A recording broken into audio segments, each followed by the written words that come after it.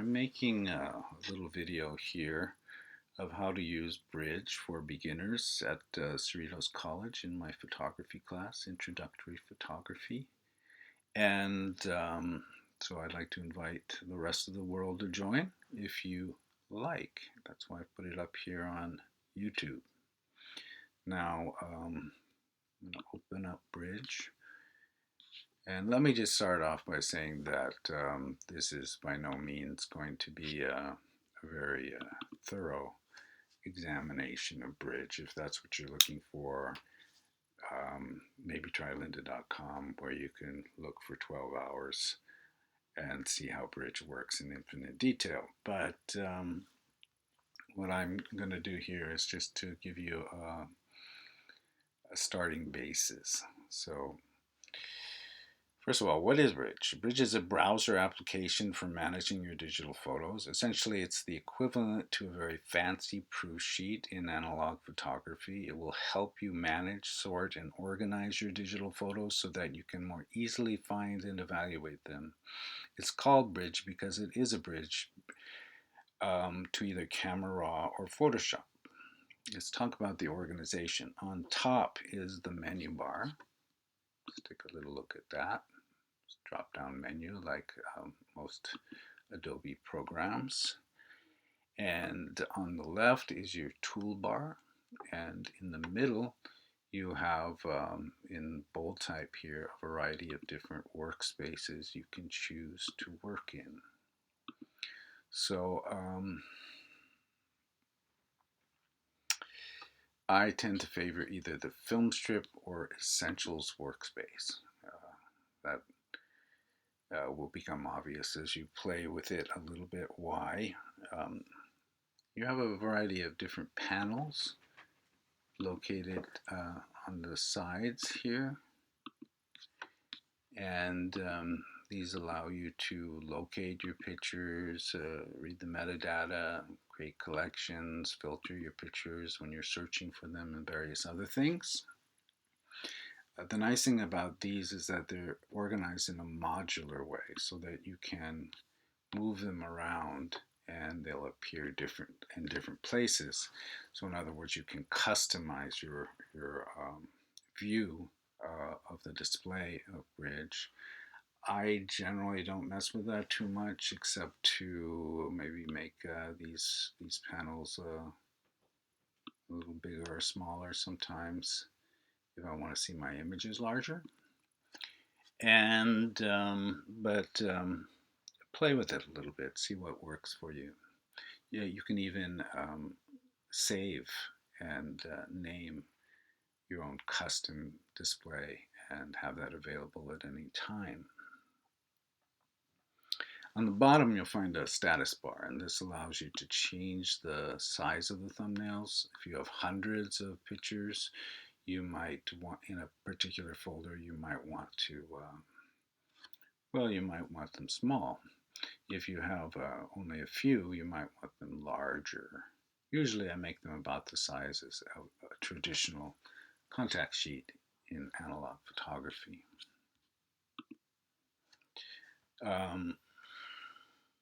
Let's talk about downloading your files so that you can access them on Bridge.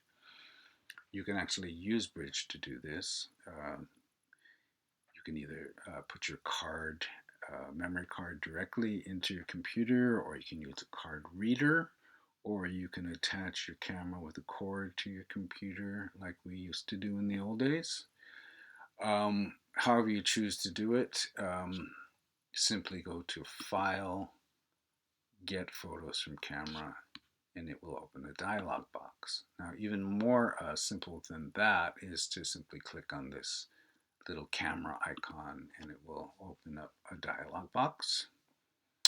In my case here, it's opening it in this advanced function, but I'm just going to open it up to the standard display right now.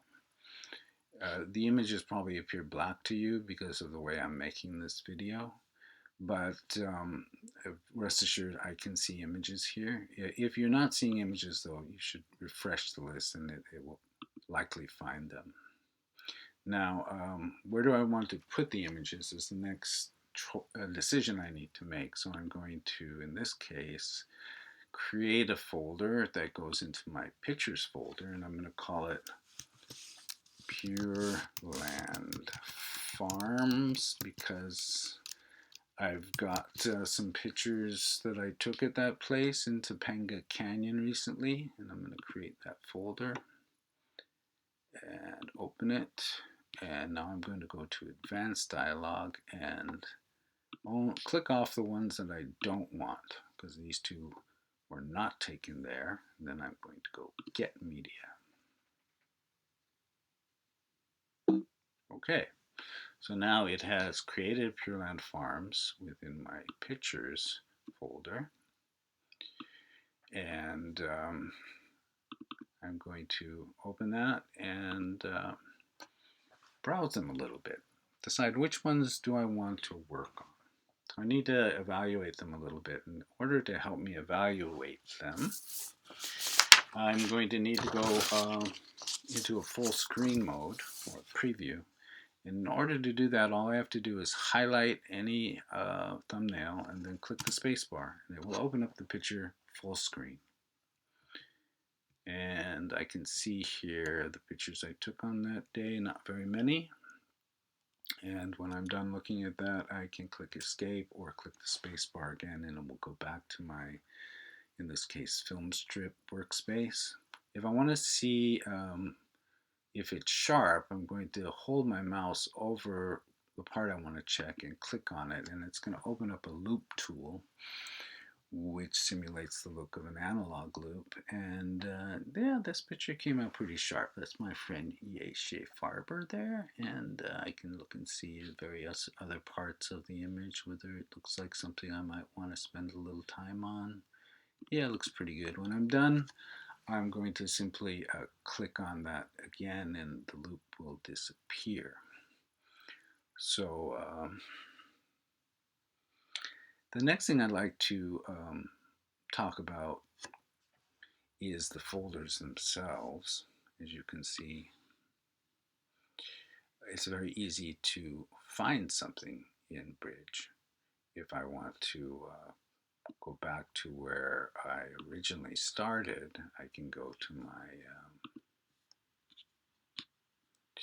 desktop folder, and then I can find these images that were here before. And these are some images I took in Venice, California.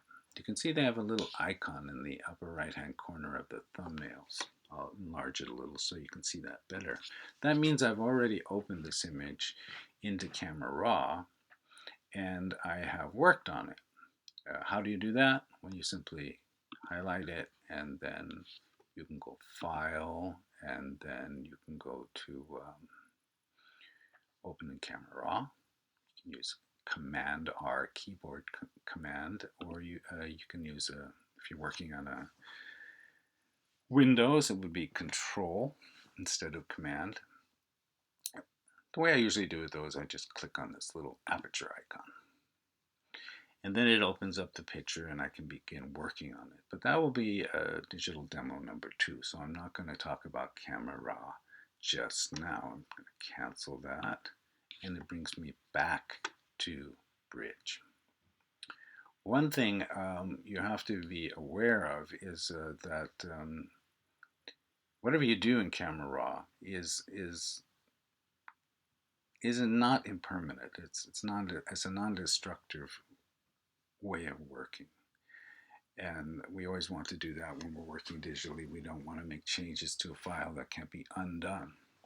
Where are these changes stored? Well, if I highlight a file, and then I come here to highlight a thumbnail rather, and then I come to File, Get Photos, Reveal in Finder, then it will show me that particular image, all the coding for that, those changes I made to it are stored right here in the XMP file. So you want to save that XMP file if you decide to maybe back this image up, put it on another hard drive or something. Make sure to save it with the XMP file as well, because otherwise all those changes you made will disappear and you'll be left with your original raw file. In any event, it's very easy to look around for pictures, and you can see here exactly where this image is located. All right, so the next thing is maybe I want to rate pictures. Like I quite like this picture because I don't have those glasses anymore. I lost them. And so I'm going to give this, I'm going to come to label here and I'm going to give that a 5. Okay. So let's say this picture, it's pretty good. I'm going to give it a 4. Okay, now later on I can do a search and I can find all the pictures that I labeled 5, or I can find all the pictures that I labeled 4. And you would do that by coming over here to filtering. And like I only have one that's rated 5 right now. So that's the one, it takes me directly there. But the ones that aren't rated, there's many of them. Now I actually don't really like rating pictures because it takes a lot of time. That being said, oops, if I were to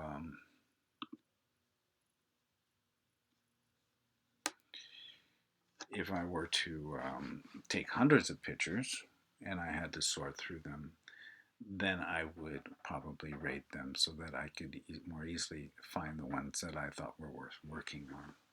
So however you decide to work with these, it's easy to remove your ratings once you've made them.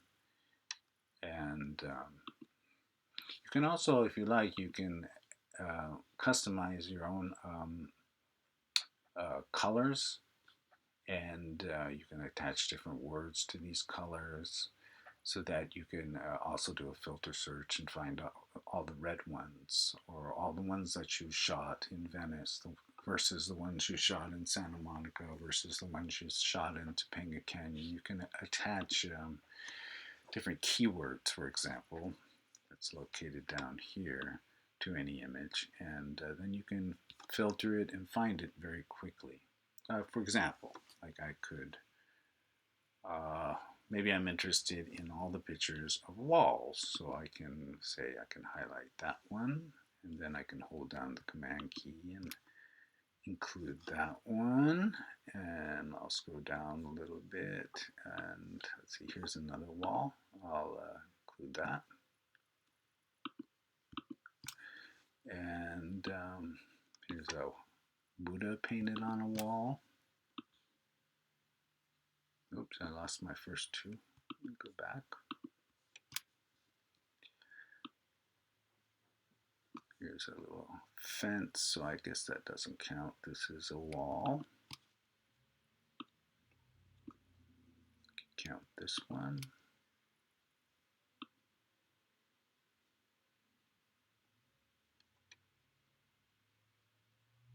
So there I have my walls, and then I can simply come down to my collections panel and create a collection.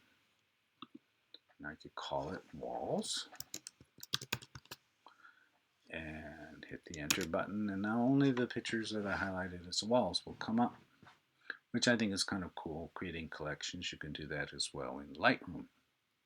It's a great way to sort of narrow things down. And of course, if you decide you don't want that collection later on, you can just throw it away. The original files are still there, but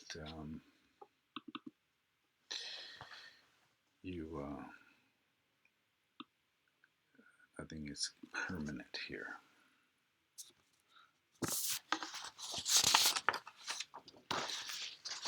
An excellent feature of Bridge is the metadata.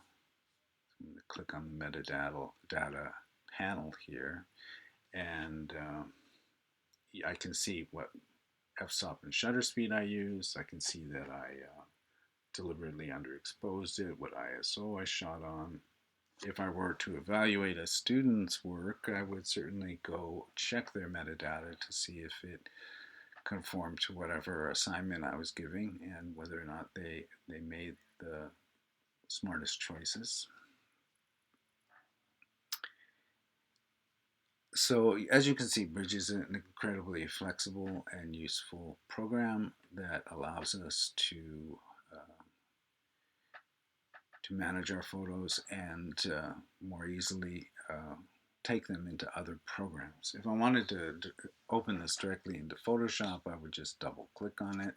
I'm not going to do that right now because that will be a different digital demo. More likely though, I would first bring it into Camera Raw, work on it there non-destructively, and then I would bring it into Photoshop and work it in Photoshop non-destructively by using adjustment layers. There are additional options called smart objects that I won't be getting into just now.